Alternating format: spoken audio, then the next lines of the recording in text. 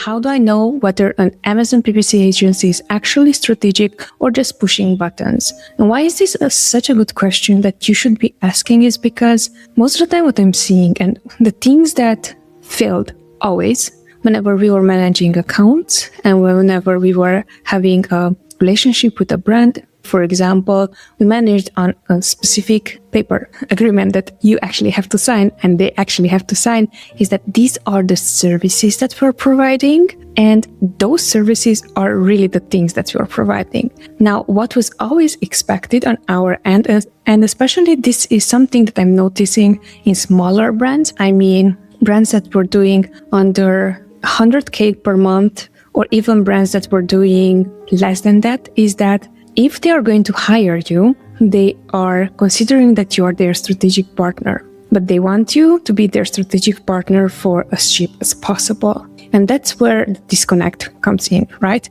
Because if you are a strategic partner, then your price should go higher because what you're helping with, besides the management side, you're also helping them see the future. And by seeing the future, I'm not talking about forecasting. I'm not talking about, yes, we can grow by 50% next month. What I'm talking about is helping you see especially obstacles that are going to be in your way and you're not seeing them just yet, just because you're not fully focused strategically on the advertising side for the account. So I think that is a good takeaway, because if you're looking for agencies that are going to help you strategic, ask simply, hey, okay, you're claiming that you're strategic. Please explain to me what strategic means. And if you're billing me $2,000 and the other agency is billing me $500, why do you worth the price that you worth? And that is legit question to ask. That is the question that I would ask any service provider that I'm going to that are at least $2,000 to even $5,000.